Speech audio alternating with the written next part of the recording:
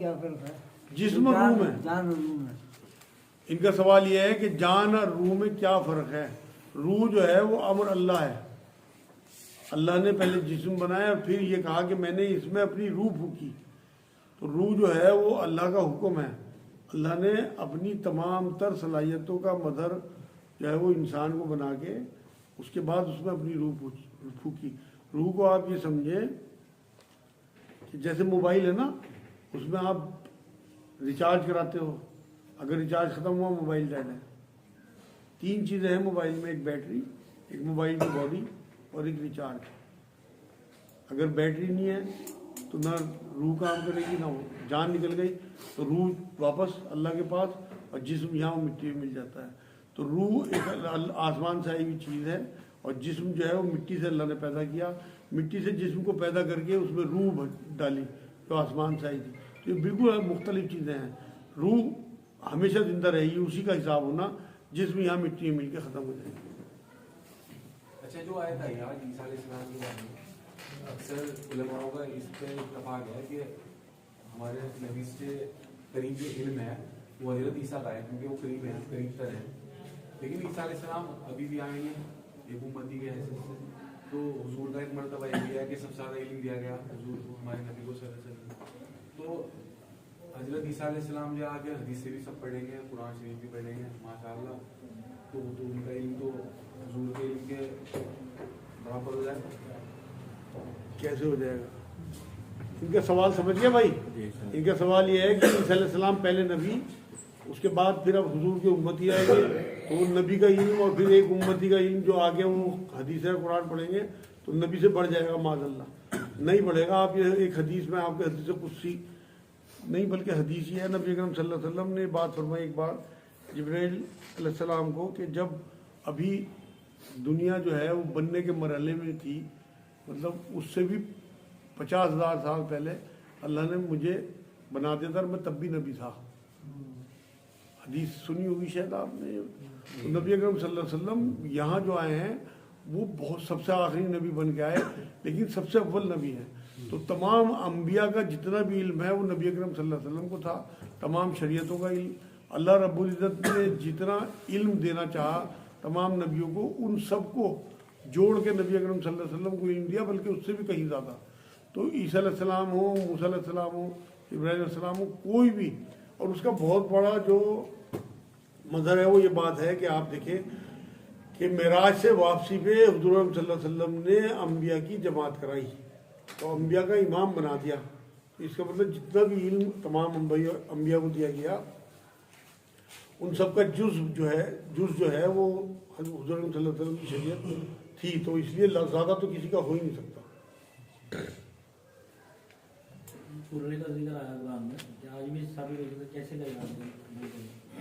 ان کا سوال یہ ہے قرآن میں قرآن کا ذکر ہے کہ آج بھی ہوتا ہے، کیا ثابت ہے؟ بالکل بھائی، نبی اکرم صلی اللہ علیہ وسلم کی بڑی سنتوں میں ہے کہ جب ازواج مطہرات کے ساتھ سفر میں جاتے تھے تو قرہ ڈالتے تھے، کس کو لے کے جاؤں؟ آج بھی آپ نے سنا ہوگا ایک قرے کی کمیٹی ڈلتی ہے، تو وہ رائٹ ہے آج بھی، اور وہ جائز ہے بالکل۔ ایک بولی کی کمیٹی ہوتی ہے وہ ناجائز ہے، لیکن ایک پرچی والی قرے کی کمیٹی ڈالی جاتی ہے بازاروں میں، وہ میں اپنی بات بتاؤں، ہم نے اپنی فیملی میں آج تک بنا قرے کے کوئی کام نہیں کیا، صرف اسی وجہ سے کسی کے دل میں کوئی شبہ نہ رہے۔ ہم سب بھائیوں نے ہمیشہ الحمدللہ قرہ ڈال کے فیصلہ کیا کہ کس کے حصے میں کیا چیز جانے والی ہے، تو آج تک کسی کو ایک دوسرے سے شکایت نہیں ہے، صرف اسی قرے کی اللہ کی برکت کی وجہ سے۔ جو لوگ مر جاتے ہیں یعنی روح واپس چل جاتی ہے، تو کیا دنیا میں واپس آئے گی وہ روح؟ ان کا سوال یہ ہے کہ جو لوگ مر جاتے ہیں ان کی روح چلی جاتی ہے، کیا وہ واپس آتی ہے؟ جس طرح سے کہا جاتا ہے آج کل معاشرے میں سنا ہوگا کہ فلاں مردے کی روح اپنی اولاد کو دیکھنے آ گئی، گھر کے حالات ہے، بالکل غلط بات ہے۔ سورہ مومنون ہے قرآن میں 23 نمبر سورہ، اس کی 100 نمبر آیت میں اللہ رب العزت نے بات کی کہ جو لوگ یہاں سے چلے گئے اب وہ واپس نہیں آ سکتے، ان کے بیچ میں ایک برزخ ہے، ایک آڑ ہے۔ جب موت ہوئی نا، موت کا ٹائم آیا تو یہ کافی لوگ کہنے لگے اللہ میں ایک موقع اور دے دیں کہ ہم دوبارہ سے اچھے عمل کر لیں، تو اللہ نے کہا نا اب تو تمہارا ٹائم آ گیا، اب تو تمہارے قیامت کے بیچ میں برزخ ہے، اب کوئی موقع نہیں ہے۔ اسی لیے میں آپ لوگوں کو بار بار کہتا ہوں کہ یہاں ہمیں موقع ہے، دوبارہ ہمیں ایک بار روح نکلنے کے بعد کوئی چانس نہیں ملے، نہ کوئی مطلب واسطہ رہتا ہے روح کا اس دنیا سے، ان کی دنیا بالکل الگ ہے, ہماری دنیا بالکل الگ ہے, ان کا کوئی دخل اندازی یہاں نہیں ہے. کوئی اگر صرف فرض پڑھ دے تو کیا ٹھیک ہے؟ نماز کے بیچ میں سجدوں میں دعا کر سکتے ہیں؟ ان کے دو سوال ہیں. ایک تو یہ ہے کہ کیا اگر کوئی فرض پڑھ دے, مان لو جلدی ہے یا طبیعت بوجھل ہے یا دل نہیں لگ رہا نماز میں, تو کیا نماز ہو جائے گی؟ یہ سوال. ہاں بالکل ہو جائے گی بھائی, کیونکہ اللہ نے نماز فرض کی ہے, اس کے بعد جو چیزیں ہیں وہ سب نفلی عبادت ہیں, وہ آپ کے درجے بلند کرائے گی, لیکن پاسنگ مارکس آپ کو نماز سے مل جائیں گی. تو کبھی ایسا ہو آپ کو سردی لگ رہی ہے, آپ کو باہر نکلنے کا موڈ نہیں ہے, آپ گھر پہ نماز پڑھ رہے ہیں, آپ کا دل بھی نہیں لگ رہا نماز میں, تو آپ کم سے کم اپنے جو اللہ کی طرف سے آپ کے اوپر فرض ہے اسے پورا کر دیں, کہ نماز جو ہے وہ پوری کر دیں, جس سے کہ آپ چھوڑنے کے گناہ سے بچ جائیں. حالانکہ آپ نے اپنا بہت بڑا نقصان کیا, مسجد پہنچ کے باجماعت آپ پڑھتے تو 27 گنا ثواب ملتا آپ کو, لیکن اگر آپ نے جان بوجھ کے ایک نماز چھوڑ دی تو اس حدیث پاک میں آتا ہے کہ ایسے لوگوں کا نام دوزخ کے دروازے پہ لکھ دیا جاتا ہے. تو اس لیے یہ تو کر ہی لیا کریں, آپ کسی کو نہ بتائیں. مان لو کوئی مجبوری ہے, طبیعت خراب ہے, نہیں طبیعت چاہ رہی نکلنے ہو گھر سے, نہیں طبیعت چاہ رہی, تو کم سے کم چھوڑنے کے گناہ سے بچ جاؤ. تو بالکل آپ یقین کریں کہ سنتیں ہوں نفل ہوں, ان سے آپ کے درجے بلندی ہے. انٹری آپ کو جنت میں فرضوں سے مل جائے گی, لیکن اوپر جو درجے ملیں گے وہ آپ کو سنتوں سے اور نفلوں سے ملیں گے.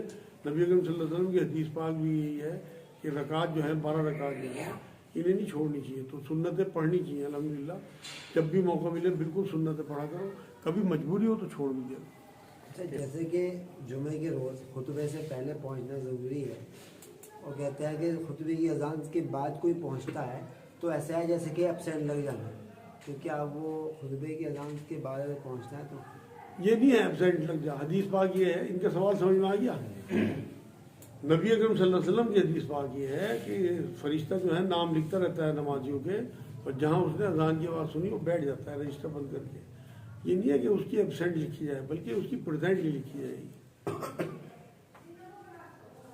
حاضر تو وہ ہو رہا, مگر وہ جو رجسٹر میں اس کا نام لکھا جا رہا تھا وہ نہیں لکھا گیا.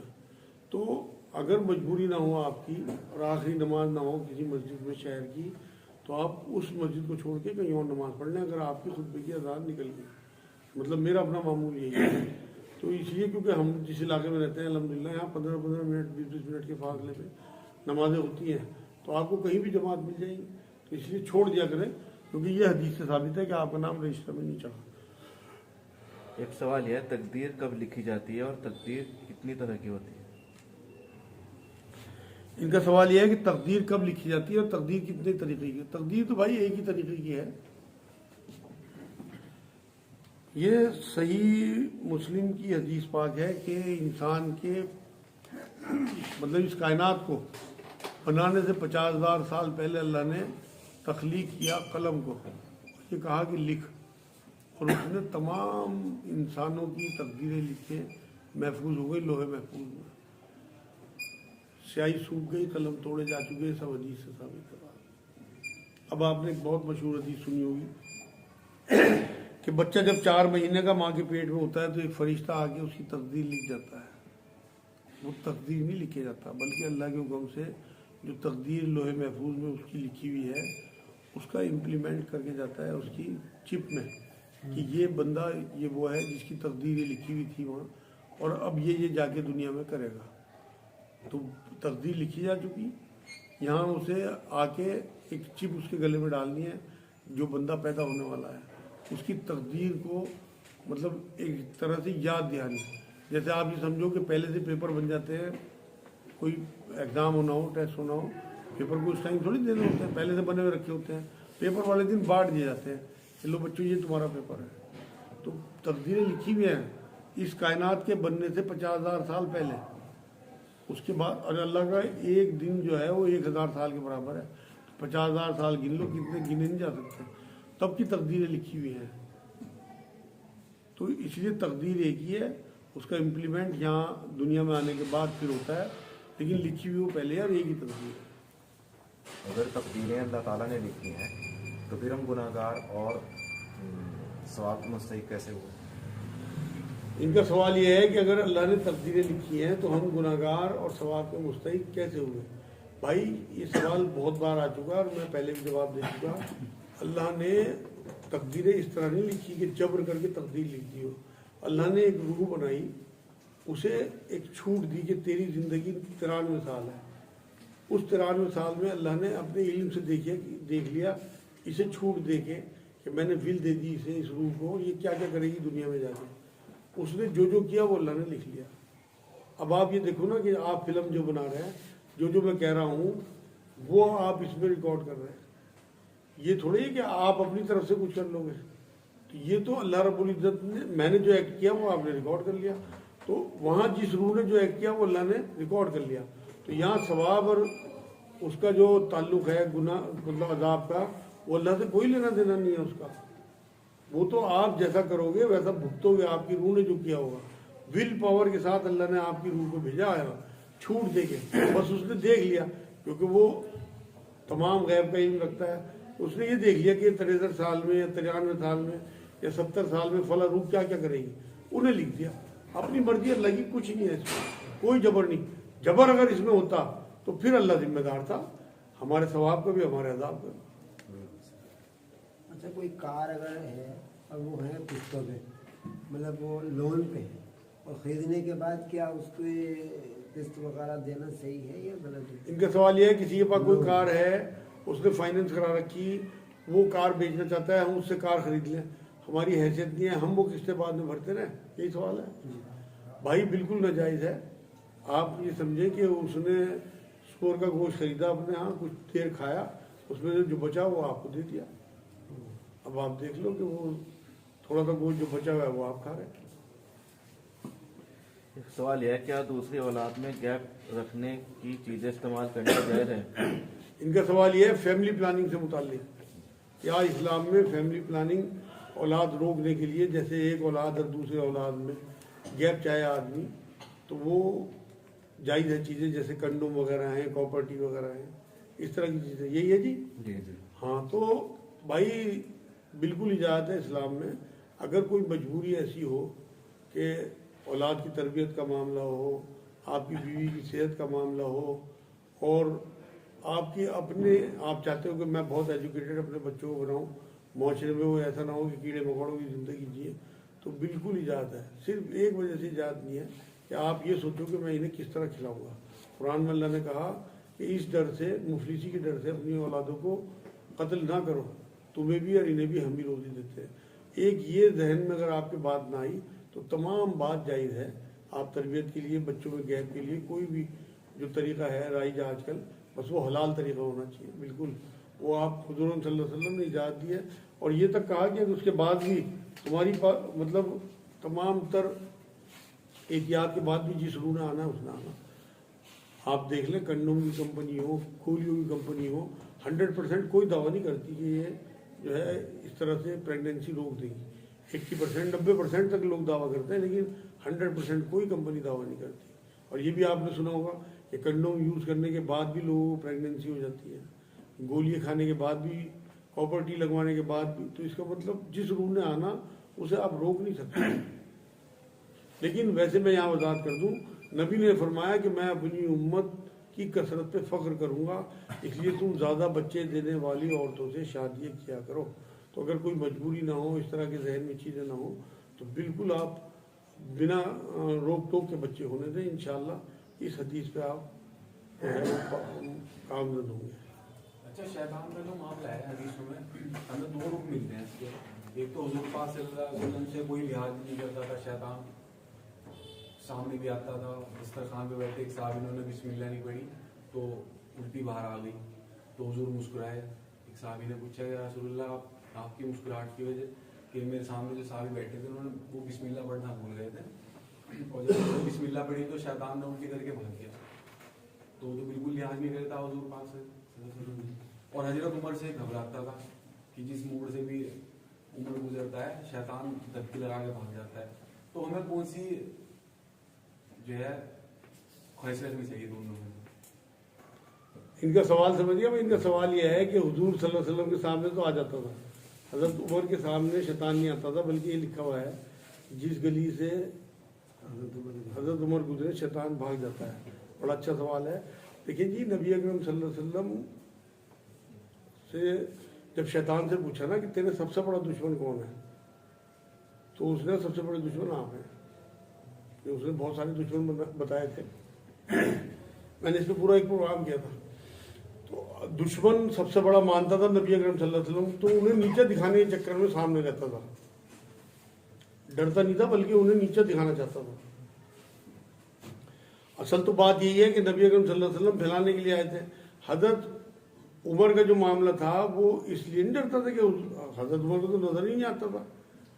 हजरत उमर ने जिस तरह से दीन फैलाया है नबी अकरम सल्लल्लाहु अलैहि वसल्लम के बाद, उसे ही लगता था कि ये पूरी दुनिया को मुसलमान ना कर ले। जिस तरह से बाद में दीन फैला, मतलब ये बात की बात है नबी अकरम सल्लल्लाहु अलैहि वसल्लम के विसाल मुबारक के बाद।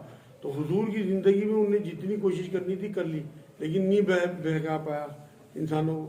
इनके आने पे जो है वो ये डरता था कि ऐसा ना हो कि हुजूर के जाने के बाद ये ऐसी शख्सियत पैदा हो गई। उसे वो डर नहीं था कि मुझे मारेंगे, ये डर था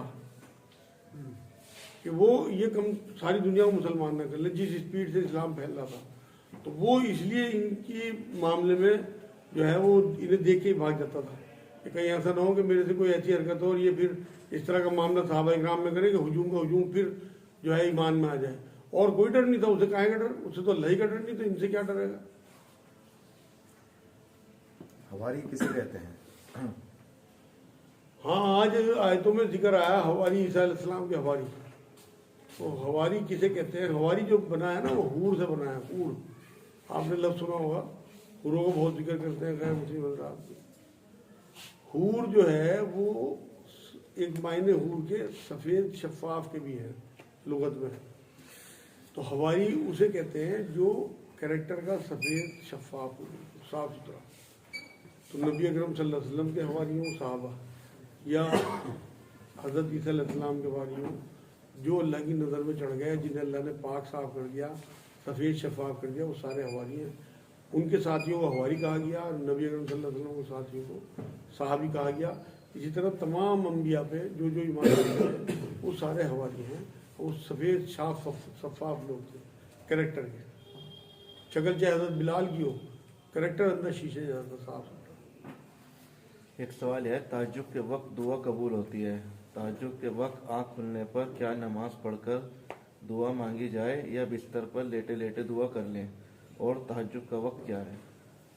बड़ा अहम सवाल है, इसमें 2-3 सवाल आ गए भाई। एक तो तहज्जुद के वक्त दुआ कबूल होती है, तो हदीस से कुछ है कि अल्लाह जो है वो पहले आसमान का आके सदा लगाते हैं कि है कोई मुझसे मांगने वाला जिसे मैं दूँ, और है कोई मग़फ़िरत चाहने वाला, है कोई जिसकी हाजत पूरी करूँ। ये तो बहुत मशहूर हदीस है। इनका जो अहम सवाल है ना इसमें वो ये है कि तहज्जुद के टाइम दुआ मांगना जो है वो उसके लिए नमाज ज़रूरी है या ऐसे ही दुआ कर लें, क्योंकि दुआओं की कबूलियत का टाइम है। मान लो ठंड लग रही या नापाकी की हालत में है, लिहाज से निकलने को दिल नहीं, आँख खुल गई, और कौन नमाज पढ़ेगा, वहीं लेटे दुआ। लेकिन ये तमाम जितनी भी इबादत है ना जो अल्लाह ने हमें दी हैं, उसमें आपको थोड़ा सा ये देखना पड़ेगा कि उस वक्त में रसूलुल्लाह ने क्या किया। अगर रसूलुल्लाह बिस्तर पर पड़े पड़े दुआ कर लेते ना तहज्जुद के टाइम, फिर हमारे लिए बात जायज़ थी। लेकिन नबी अकरम सल्लल्लाहु अलैहि वसल्लम रात के बीच में उठते और नफिल पढ़ा करते थे। 11 रकात साबित हैं अहादीस में। तो आप 11 नहीं पढ़ रहे, आप 2 पढ़ दें या फिर 3 वितर पढ़ दें। वितर आपने पढ़े हुए हैं 2-2 करके, 4, 6, 8 नफिल पढ़ दें। लेकिन नमाज इसलिए ज़रूरी है कि नमाज नबी अकरम सल्लल्लाहु अलैहि वसल्लम पे तो तहज्जुद फ़र्ज़ था, लेकिन आपके ऊपर नफिल है, तो आप बड़ी सुन्नतों में दाखिल होंगे नबी अकरम सल्लल्लाहु अलैहि वसल्लम की, अगर आप उस टाइम नमाज पढ़ के फिर दुआ करेंगे, क्योंकि हुजूर की सुन्नत ये है। लेकिन कोई किसी बच्ची को, किसी बहन को हमारी हैज़ आ रहा हो, उसकी उस टाइम आँख खुल गई और वो ज़ाहिर सी बात है नमाज तो पढ़ नहीं सकती, तो वो चाहे तो वज़ू करके या बिना वज़ू के बिस्तर में बैठे बैठे कम से कम ये फ़ायदा उठा ले कि ये वक्त दुआओं की कबूलियत का है, क्योंकि नमाज उसके लिए उस टाइम पढ़ना ठीक नहीं है। मान लो 2-4 मिनट हैं, आप देखेंगे कि आपने जनाबत से फारिग हुए हैं आप और गुस्ल नहीं करा अभी, तो उस टाइम गुस्ल करूँगा तो टाइम निकल जाए, वहाँ भी आप सिर्फ दुआ कर दें, कम से कम वो मौका आप जाने ना दें, क्योंकि 5, 7, 10 मिनट आपको गुस्ल में लगेंगे, इसी बीच में आप दुआ कर दें तो वो ज़्यादा बेहतर है। लेकिन असल सुन्नत वही है कि आप नफिल पढ़ें और उसके बाद दुआ करें। टाइम हाँ, इनका सब एक और सवाल था इसमें कि तहज्जुद का वक्त क्या है। तहज्जुद का वक्त जो है वो आखिरी रात बताया हदीसों में। तो मेरे इल्म के मुताबिक इसके 3 हिस्से कर लेने चाहिए रात के। आज जैसे 7 बजे टाइम हो रहा है फजर का, उसका ईशा का, और सुबह को 7 ही बजे ख़त्म हो रहा है फजर का टाइम, तो 12 घंटे हो गए। अब इसे आप 3 जगह बांट लें तो 7 बजे से लेके 8 घंटे के बाद तहज्जुद का वक्त आखिरी पहर शुरू होगा। 3 पहर आपने बांट लिए 7 बजे से 7 बजे तक 12 घंटों में, तो शुरू के 8 घंटे आप सो लें या अपने काम कर लें मामूल के जो भी हो। आखिर के 4 घंटों में चाहे आप थोड़ी देर के लिए उठें, 1 घंटे के लिए, आधे घंटे के लिए, वो जो आखिरी वक्त है फजर से पहले का, वो आपके लिए तहज्जुद का वक्त है। चाहे आप 4 घंटे जागिए, चाहे आप 2 घंटे, चाहे आप 1 घंटे, चाहे आप आधे घंटे, तो असल वक्त आखिरी पहर रात का जो है फजर से पहले का, वो तहज्जुद का वक्त है। क्या अपनी तरावी पढ़ सकते हैं? इनका सवाल यह है कि क्या अपनी तरावी पढ़ सकते हैं? बिल्कुल पढ़ सकते हैं। तो भाई मेरे नज़दीक तो पढ़नी ही अपनी चाहिए। आपको अगर कुरान याद है और आप उसका तर्जुमा भी जानते हैं तो जो मज़ा आपको अपनी तरावी पढ़ने में आएगा, धीरे धीरे, ठहर ठहर के, तरतील के साथ, वो आपको जमात के साथ मज़ा नहीं आएगा। हमारे यहाँ तो जमात में आलमुन तालमुन के अलावा कुछ समझ में नहीं आता। जिस तरह की हाफिज हज़रात हो गए, क्योंकि यहाँ हक तो अदा होता नहीं। सऊदी अरब में आप देखें वहाँ होती है तरावी। यहाँ तो अगर आप अपनी तरावी पढ़ लेंगे तो कोई हरज नहीं। अगर आपको कुरान याद है, तर्जुमा याद है, बहुत मज़ा आएगा। लेकिन क्योंकि हम तो बिल्कुल ही नाकारा है ना, हम तो धंधों में लगे हुए हैं, तो इसलिए जो सिलसिला चल रहा कम से कम उतना तो फ़ायदा उठा लो कि 1 साल में 1 बार अल्लाह का कलाम खड़े होकर सुन लो। इसलिए इस सिलसिले को तोड़ना मत। लेकिन जो लोग आलिम हैं, जो लोग ऐसे हैं जिन्हें हिफ्ज़ भी याद है कुरान और उसका तर्जुमा भी याद है, वो ज़रूर अपनी पढ़ा करें। चाहे थोड़ा थोड़ा कुरान पढ़ें, समझें उसे, कि उसमें तदब्बुर करें कि अल्लाह ने ये क्यों कहा। जब आप क़याम में खड़े होकर कुरान सुनेंगे, पढ़ेंगे, समझेंगे, तो उसकी बरकत बिल्कुल अलग ही होती है। एक सवाल है, क्या फैशन वाले टाइट बुर्के पहनना ठीक है? आप बताओ। सही नहीं। इनका सवाल यह है कि क्या फैशन वाले टाइट बुर्के पहनना ठीक है? भाई बुर्का जो है वो पर्दे के लिए है, और पर्दा भी ऐसा कि आपके जो जिस्म के उभार हैं हमारी माँ बहनों के, वो नज़र ना आए और ये पहचानी जाए कि ये शरीफ औरतें हैं। अगर जिन उभारों को अल्लाह ने ढकने के लिए बुर्के की जो है हुक्म दिया, अगर वही उभार आप और फैशन वाले बुर्के, बेल बूटे लगे हुए रंगीन बुर्के पहन के आप निकलेंगी, तो लाजमी बात है कि नहीं जाता देखता हुआ भी आपकी तरफ देखेगा और उसकी बदनज़र आप पे पड़ेगी। तो इसलिए सादे बुर्के हों, अच्छे कपड़े को हों अगर आपकी हैसियत है, लेकिन ये नहीं कि टाइट और बेल बूटे लगे हुए जैसे आजकल के बुर्के में देखते हैं। और रंग बिरंगे शुरू हो गए अब तो, अजीब व गरीब कलर के। अगर आप किसी काम से भी जा रहे हैं तो आप एक बार ज़रूर देख लो यार, बड़ा बढ़िया रंग है। बस असल बात यह है कि आपकी निगाहें, आपके दिल की निगाहें झुकी हुई होनी चाहिए। जो कुरान में हुक्म दिया ना, इनसे कहो अपनी निगाहों को झुका के रखे, मर्दों से भी और औरतों से भी। तो ये निगाहें थोड़ी, अगर आप इन निगाहों को झुका के चलोगे तो ठोकर खा लोगे। असल तो आपकी दिल की निगाह झुकी हुई होनी चाहिए। और इसमें आपकी दिल की निगाहों को उठाने में जितनी औरतें कोशिश कर रही हैं कि ये उठाएं निगाहें हमारी तरफ, वो सब फंसेंगी इसमें। नाम से या मुसलमान घर में पैदा होने से कुछ नहीं होने वाला। तो मेरी अपनी बहनों से रिक्वेस्ट यही है कि सादे बुर्के सिलवाएं और इस तरह की ढीले डालें कि पूरा जिस्म उसमें उनका छुपा रहे, ना कि उभार महसूस हो। 2 सवाल है मेरे। एक तो ये कि हम अपनी ज़बान से गाली दे देते हैं अचानक से, और जस्ट 2-4 सेकंड, 5-10 सेकंड बाद या 5 मिनट बाद भी अल्लाह का नाम ले देते हैं, सुभान अल्लाह भी कह देते हैं, या नमाज़ पढ़ने चले जाते हैं। अक्सर आम इंसान की ज़िंदगी में हज़ारों बार इस तरह के वाक़यात हो जाते हैं। तो क्या अल्लाह ताला की रहमत इतनी गाली गज़ब के ऊपर कि बगैर तौबा के माफ़ कर देगा इन चीज़ों? और दूसरा है कि शैतान से बचने का सबसे अच्छा तरीका क्या है? देखिए 2 सवाल हैं इनके। पहला सवाल तो इनका सवाल ये है कि हम गालियाँ देते हैं या कोई इसी ज़बान से गलत काम करें, फिर उसी से अल्लाह का नाम पढ़ें, तो क्या अल्लाह बिना उसके माफ़ कर देगा हमें बिना तौबा के? जो माफ़ ना कर सके वो अल्लाह ही नहीं, उसे पूरा इख्तियार है कि वो बिना तौबा के ही माफ़ कर दे। उसे कौन सी अदा आपकी पसंद आ जाए वो नुक्ता नवाज है। तो इसलिए उसके साथ अच्छा गुमान रखो आप। अगर आप ये सोचोगे वो मुझे माफ़ नहीं करेगा तो वो बिल्कुल माफ़ नहीं करेगा, ये मैं कसम खाए कहता हूँ। और आप ये सोचोगे कि ये तो रहमान और रहीम है, माफ़ कर देगा, तो बिल्कुल इंशाअल्लाह माफ़ कर देगा। लेकिन आपको तौबा करते रहना चाहिए। लेकिन आखिरी लम्हों में भी आपसे कोई गलती हो गई, पिछली आपने तौबा कर रखी, उस वक्त भी अल्लाह को अगर ये लग गया कि वाकई ताइब आदमी था, तौबा करता रहता था, तो उस लम्हों के गुनाह भी आपके इंशाअल्लाह माफ़ कर दिए जाएंगे। जैसा गुमान वैसा फैसला, ये नबी अकरम सल्लल्लाहु अलैहि वसल्लम ने फरमाया, अल्लाह से जैसा गुमान रखोगे अल्लाह वैसे ही फैसला करेगा। तो आपका गुमान अल्लाह से बहुत ही खूबसूरत होना चाहिए कि वो हमें माफ़ कर देगा। दूसरा सवाल आपका, शैतान से बचने का बेहतरीन तरीका क्या है? शैतान से बचने का बेहतरीन तरीका शरीयत की पाबंदी है, क्योंकि शरीयत जो है वो सबसे ज़्यादा मुखालफत शरीयत की करता है शैतान। तो अगर आप शरीयत की पाबंदी करोगे तो सबसे ज़्यादा मुखालफत आप शैतान ही करोगे। और शरीयत टोटल नबी अकरम सल्लल्लाहु अलैहि वसल्लम की ज़िंदगी है, आप हर काम में। अब जैसे अभी सवाल किया था ना, ताज्जुद में आँख खुले तो हम ऐसी दुआ पढ़ कर दें, दुआ की कबूलियत का टाइम है। अल्लाह ने तो नहीं कहा कि भाई नमाज पढ़ के दुआ करना, अल्लाह ने तो कहा है कोई मांगने वाला जिसे मैं दूं, करो दुआ मेरे से। लेकिन तरीका रसूलुल्लाह ने दिखा दिया कि तहज्जुद में अल्लाह कह रहा है कि मेरे से दुआ करो, इस तरीके से करना। तो अगर आप रसूलुल्लाह सल्लल्लाहु अलैहि वसल्लम के तरीके से शरीयत की पाबंदी पे अमल दरामद करते हो, शैतान से बचने का बेहतरीन तरीका है कि नबी अकरम सल्लल्लाहु अलैहि वसल्लम ने कभी किसी बीमारी, सफ़र, तकरीब में नमाज नहीं छोड़ी, तो आप नमाज ना छोड़ो। नबी अकरम सल्लल्लाहु अलैहि वसल्लम ने कभी अपनी किसी बीवी पे हाथ नहीं उठाया, उन पे हाथ ना उठाओ। नबी अकरम सल्लल्लाहु अलैहि वसल्लम ने कभी किसी का मेहनताना नहीं रोका। मजदूरी के जो मजदूरों की मजदूरी थी वो पसीना सूखने से पहले देते थे। कभी किसी को गाली नहीं दी, कभी किसी से ज़ाती बदला नहीं लिया, कभी भी किसी का दिल नहीं दुखाया, दिल जोई किया करते थे। यतीमों के सर पे हाथ रखना, बेवाओं की खबरगिरी करना।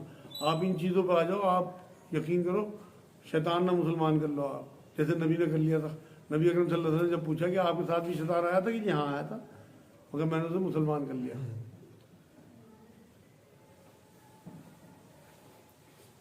एक सवाल यह है कि क्या नापाकी की हालत में अल्लाह का जिक्र कर सकते हैं, ऐसे ही क्या नापाक जगह पर जिक्र कर सकते हैं? टाइम क्या हो गया? 9:15। अच्छा, इनका सवाल ये है कि क्या नापाकी की हालत में अल्लाह का जिक्र कर सकते हैं और नापाक जगह पे अल्लाह का जिक्र कर सकते हैं? भाई देखो, नापाकी की हालत में आप कुरान तो नहीं पढ़ सकते, लेकिन ज़बान पाक होती है। आपके दिल में जितना अल्लाह ने कलाम उतारा हो, दुआएं हो, दुरूद हो, वो आप बिल्कुल पढ़ सकते हो। हज़रत अबू हुरैरा रज़ियल्लाहु ताला अन्हु एक बार बाजार से गुजर रहे थे, तो नबी अकरम सल्लल्लाहु अलैहि वसल्लम ने उन्हें सलाम किया। सलाम सुनते और तेज़ दौड़ लगा दी। हुजूर ने फिर एक जोर से सलाम किया तो और तेज़ भाग गए। नबी को बड़ी हैरत हुई। अगले दिन जब मिले तो पूछा, वो है ये क्या हरकत थी, मैंने तो तुझे सलाम किया। कि हुजूर मैं वालेकुम सलाम कहता तो वो जिक्र ही तो है अल्लाह का कि आप पे अल्लाह की सलाम थी, और मैं उस टाइम जंबी था, मतलब जिमा किया हुआ था, और मैं गुस्ल नहीं कर पाया था किसी मजबूरी की वजह से, पानी नहीं था हमारे यहाँ। तो हुजूर ने पलट के कहा कि मोमिन कभी निजिस नहीं होता। जैसे काफिरों को कुरान ने कहा कि कभी पाक नहीं होते, निजिस होते हैं। तो वक्ती निजिस तो होता है कि जैसे गुस्ल वाजिब हो गुस्ल, तो वहाँ इस बात से बात साबित हुई कि आप अगर नापाकी की हालत में हो तो अल्लाह का जिक्र कर सकते हो, लेकिन जितना आपको याद हो। इसी तरह से जो हमारी बहनें हैं, बेटियां हैं, हैज से होती हैं, उन्हें भी जितना दुआ की तरह से कुरान याद हो, उनके मामूल में वो पढ़ सकती हैं, लेकिन कुरान की शक्ल में नहीं पढ़ सकती, कुरान को हाथ नहीं लगा। अब दूसरा सवाल इसी का हिस्सा था कि नापाक जगहों पे, तो आप मान लो बैतुल खला में घुस रहे और आप दुआ पढ़नी भूल गए, तो आप अंदर दिल ही दिल में पढ़ लो। ज़बान से पढ़ने से बचो, ज़ोर से पढ़ने से बचो, तो उस तरह भी आपका मामला हो जाएगा। बाकी नापाक जगहों पे ज़बान से बावल से बुलंद, मान लो आप कहीं किसी जगह ऐसी जगह फंस गया, गंदगी की ढेर पे खड़े, गू की ढेरी है, वहाँ आपको इत्तेफाक से बस ने उतार दिया, तो आप सवारी से उतरने की दुआ पढ़ना चाह रहे, दिल ही दिल में पढ़ो।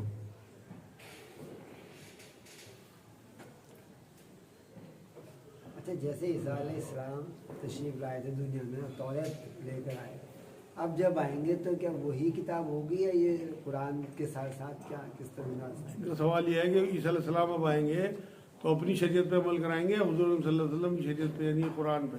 अब तो वो हुजूर की उम्मती बन के आएंगे, तो तमाम उम्मतियों को हुजूर सल्लल्लाहु अलैहि वसल्लम की शरीयत पे अमल कराना है। तो जितने भी ईसाई होंगे वो कुरान पे ईमान लाएंगे और नबी अकरम सल्लल्लाहु अलैहि वसल्लम पे ईमान लाएंगे, इन्हीं की तरह उम्मती होंगे। ईसा अलैहिस्सलाम भी जैसे और लोग ईमान में आएंगे जैसे ईसा अलैहिस्सलाम है। मेरे ख्याल में आज के लिए काफ़ी है। और किसी जहन में कोई बात तो नहीं भाई? है एक सवाल, हाँ बोलो। काफिर किसको कहते हैं? इनका सवाल ये है काफिर किसे कहते हैं। देखो ये कुरान में अल्लाह ने काफिर के लिए 3-4 इस्लाहात बयान किए।